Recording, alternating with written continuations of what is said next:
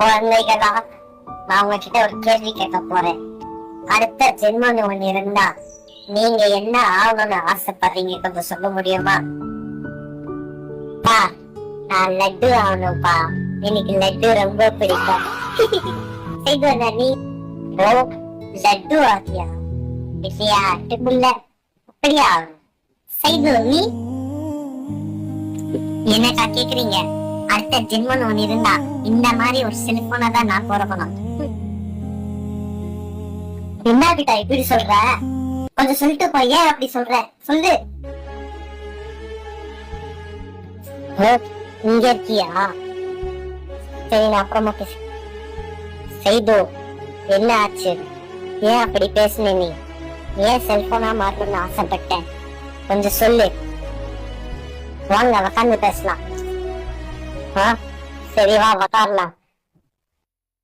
பின்ன என்னங்க, இப்பெல்லாம் அம்மா அப்பா கூட எப்பவுமே இருக்கிறது குழந்தைங்க இல்ல, செல்போன் தான். இப்பெல்லாம் நைட்டு தூங்கும் போது கூட செல்போன் வச்சுட்டு தான் தூங்குறாங்க. தூங்குறதுக்கு முன்னால செல்போன் பார்த்துட்டு தான் தூங்குறாங்க.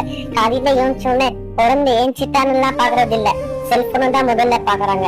எப்பவுமே எங்கேயாச்சும் போகணும்னா கூட செல்போன் பத்திரமா இருக்குதா எப்பவுமே பார்த்துட்டு தான் போறாங்க. செல்போன் எடுத்துக்கிட்டாங்களா முதல்ல பாக்குறாங்க.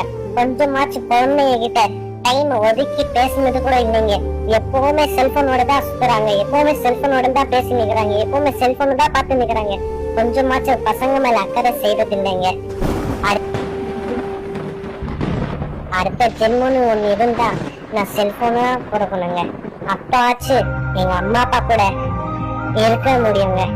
அப்பாச்சு அவங்க பக்கத்துல தூங்க முடியுங்க.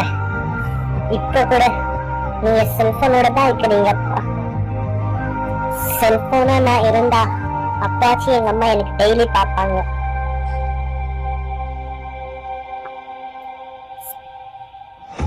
என்ன மன்னிச்சிரு.